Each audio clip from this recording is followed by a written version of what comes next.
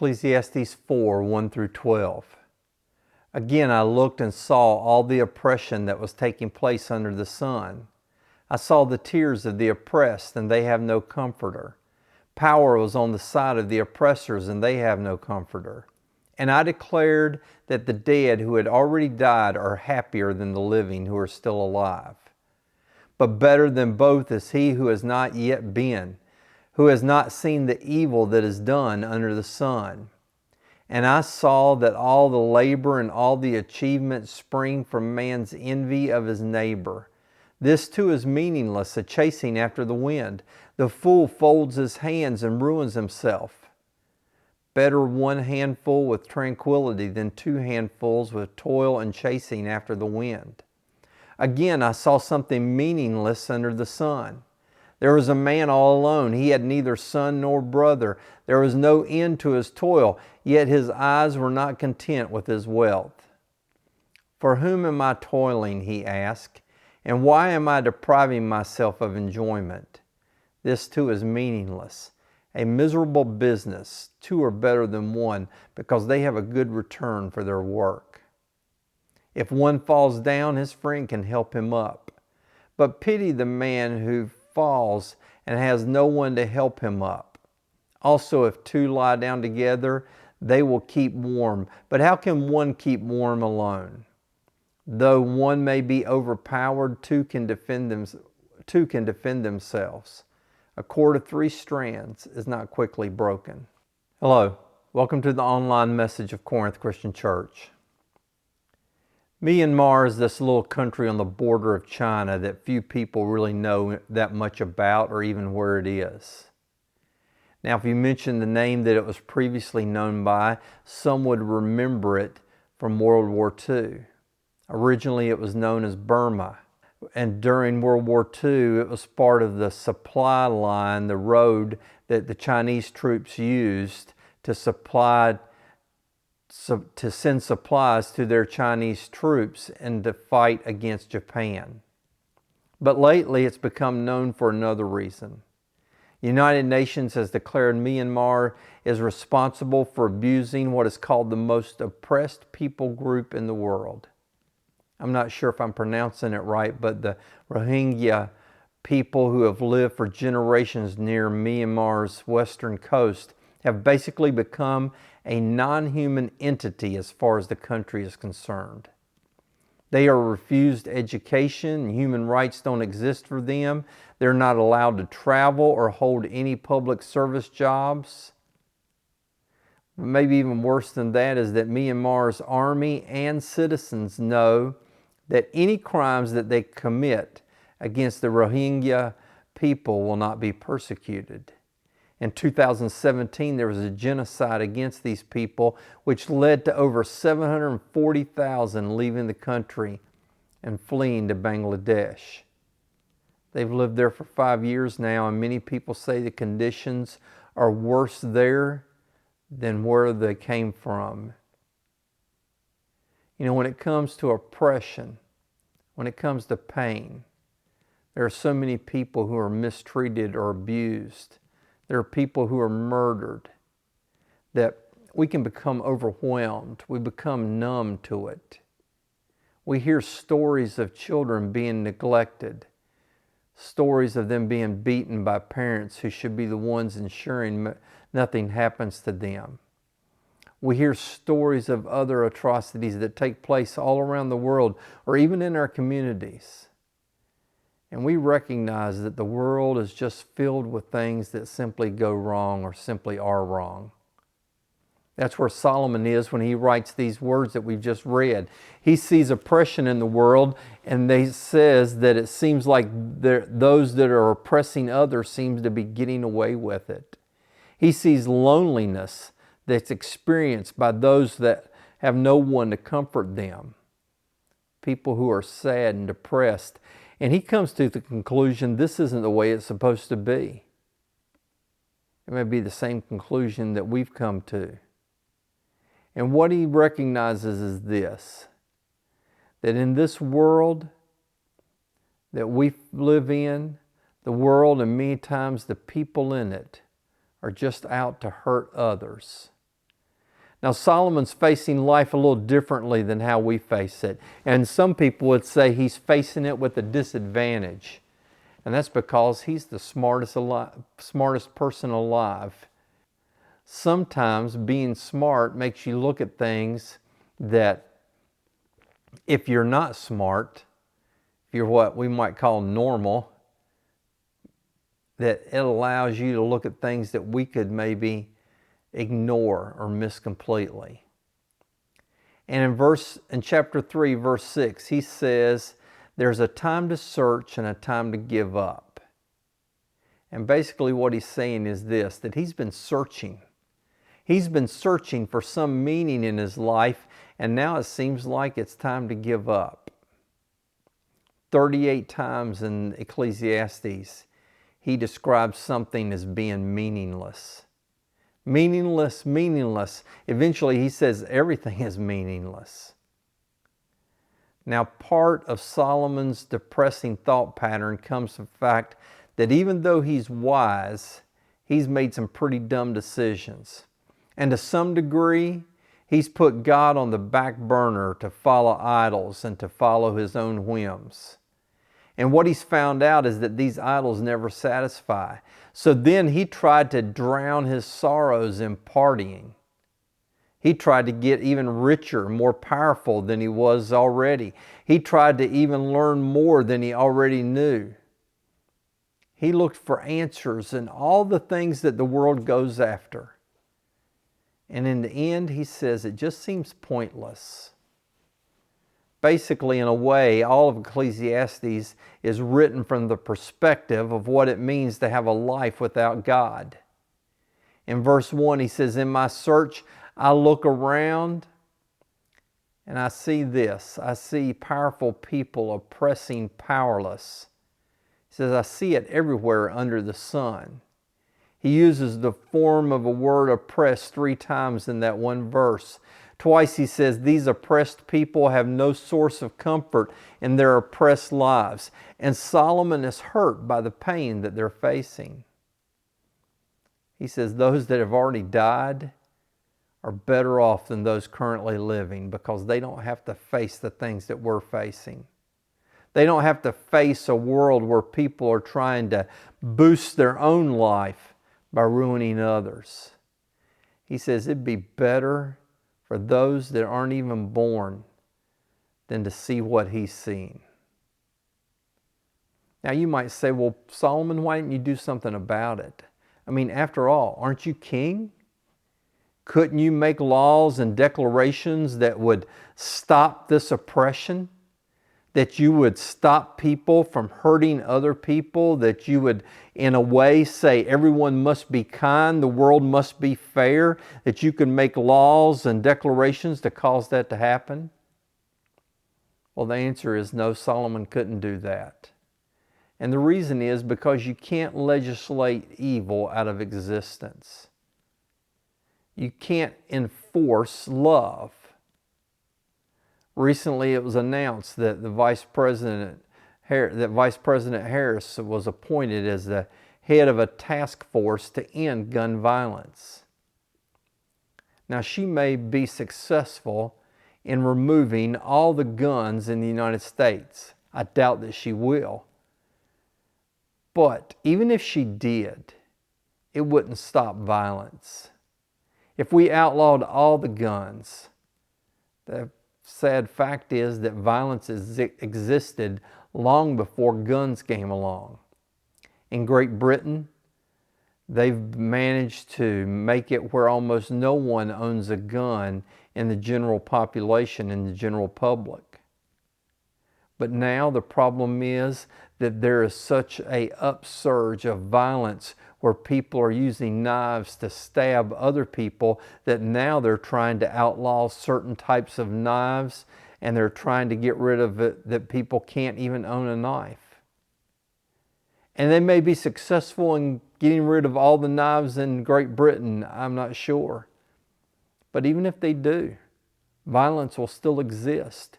People will find some way to express violence regardless of what means they might have.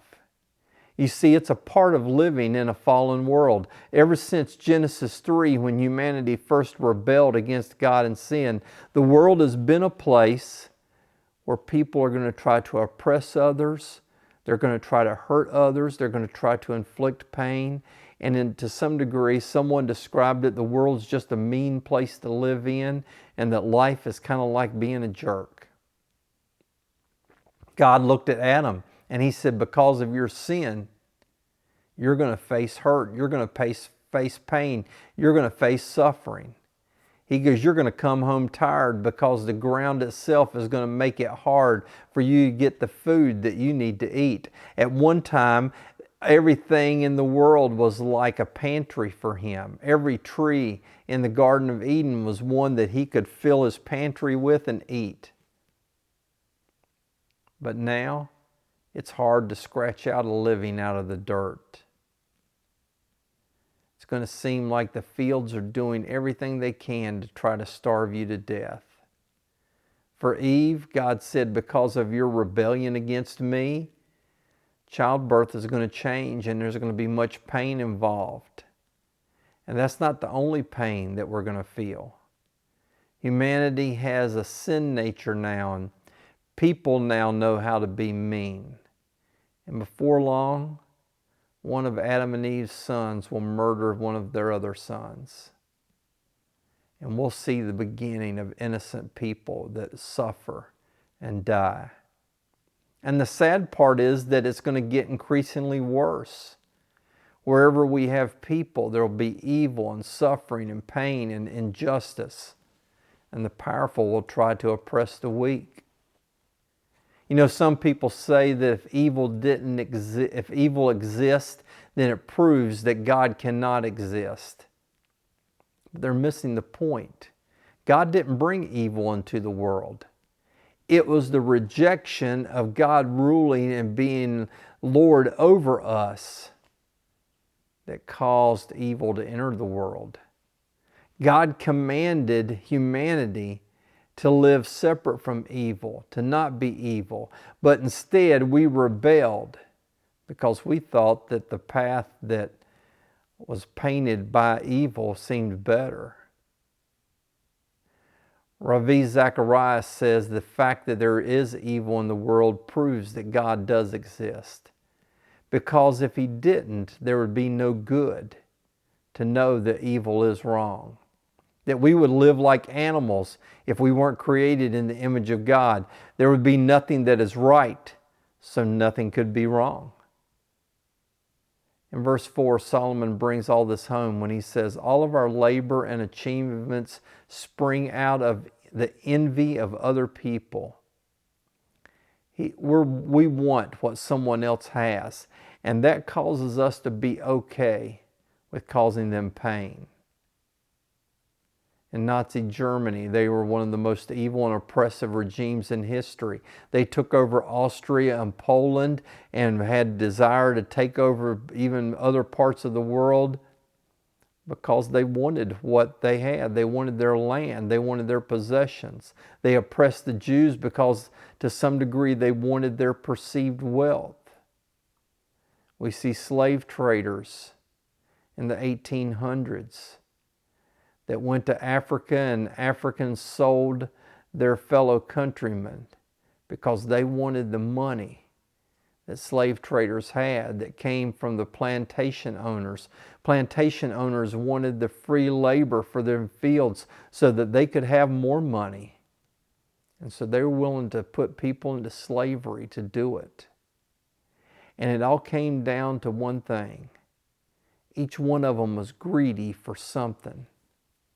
James writes in chapter 3, verse 16, where you have envy and selfish ambition, there you find disorder and every evil practice. It was envy that led David to adultery and murder because he wanted the wife of another man. It was envy that led Cain to kill Abel because he was jealous of how God saw his sacrifice. It was envy that Pharaoh oppressed the Israelites because he was selfish and afraid of losing power. And we could go on and on with examples of envy and oppression and hurt and pain in our world. So what do we do about it? We live in a world where evil people look for ways to lift themselves up at the expense of those who they believe are beneath them. How do we overcome it? Solomon says this. He says, instead of letting envy and selfish ambition rule, we need to learn to be content with what we have. That's a hard thing to do in the culture that we live in. Culture that we live in says that we shouldn't be content. We should always want more. We should work for more and strive for more and have more. But instead of letting envy and selfish ambition rule, we need to learn to be content. There will always be evil in the world, but we need to make sure that we don't let it come through us because of our jealousy of what other people have. And speaking about this passage, F.B. Meyer commented that the world was in a state unlike anything anyone has ever seen. Evil seems to have taken over. He said, it seems like those in authority and politics care only for themselves, will destroy anyone in their path for their advancement of power. He said, though the world seems to have sunk as low as it go, it may not have reached its darkest hour yet. Scary thing is, he wrote that in the 1920s. I wonder what he would think today if he saw the evil and pain that's caused by a culture that praises those who take from others who have less. A world where drug dealers will kill you for $20 just because they want your $20. Where human traffickers will steal children and sell them to the highest bidder. Where others will take people into slavery and sell them for atrocities that we don't even want to imagine. Solomon says we're different. We have something greater than that, something greater than ourselves to love, something greater than what others have to love. And what it is that we have is someone that loved us first. Someone that loves us so that the things and power and the prestige of this world doesn't call out to us like it does to those who don't have the Father. That we can hear a call that will heal the pain and suffering that we face in this world. That we see the good that we can do rather than just stuff that we can get. And instead of being one that oppresses and hurts, we look to be a comforter to others. Those that are in oppression, instead of selfishly adding to their hurt and the evil done to them, we look to help. You know, the second thing that we can do to overcome the evil, the first is that we can be content. But the second thing that Solomon describes here is that we live in a community with others. In a way, it seems like Solomon takes a side trip here to talk about loneliness. He says two are better than one. One can get cold. If someone else is there, it'll keep them warm. If they fall down and you have no one to pick you up, you're in a sorry state. He says a rope is stronger if it has more than one strand. And part of the pain of living in this world is the fact that many times it feels like we're alone. And for some people, they are alone. You know, this passage is used in weddings a lot, and it can apply there. But Solomon's not really talking about getting a spouse to be with you as you grow old together. He's talking about the fact that those who want to do evil and oppress others often try to find victims who are alone.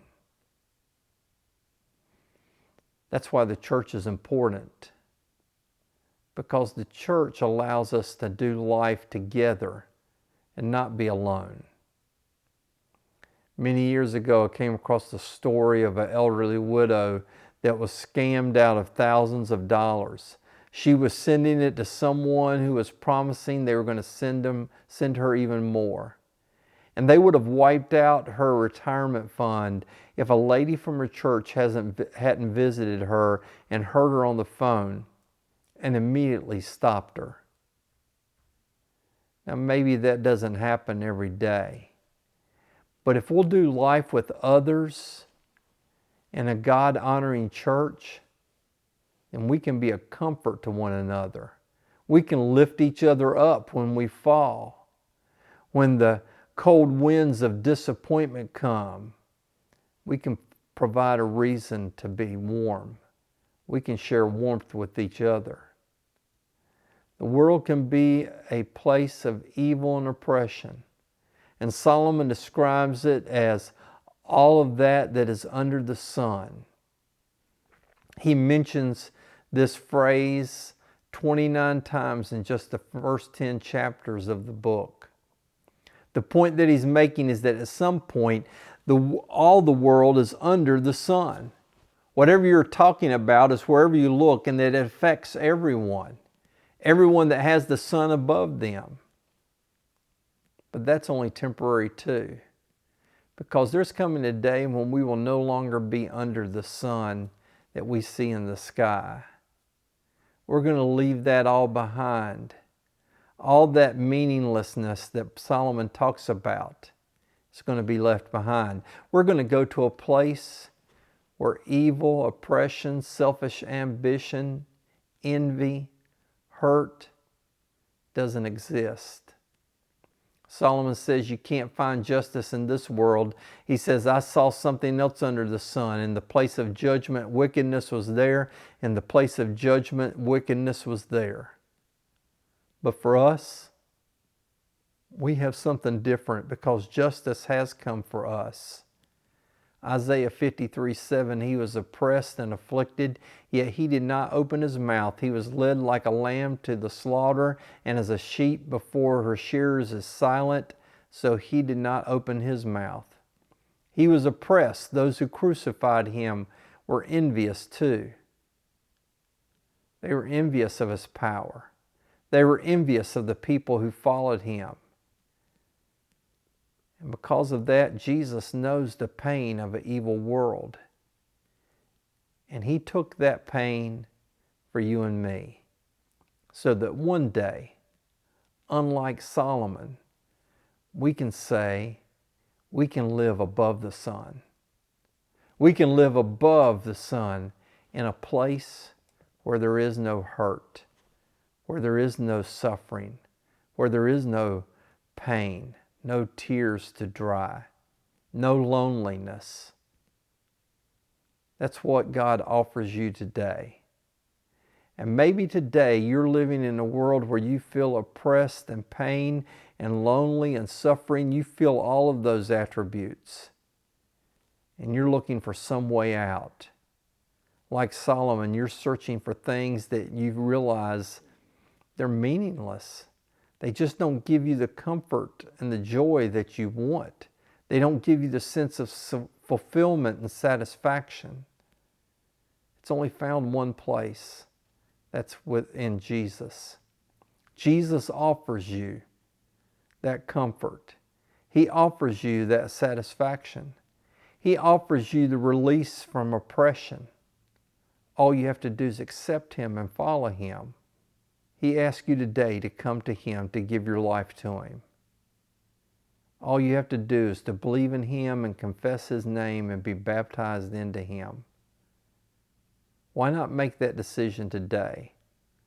Why not to begin to live in a way in which the oppression and hurt of this world is removed, and you begin to see the joy and hope and peace and comfort that Jesus offers? If you have a decision to make, I hope you'll give me a call. There's a number at the end of this message. I would love to hear from you to talk about that decision to put the hurt of this world behind you. Until next week, God bless you. Take care. I love you.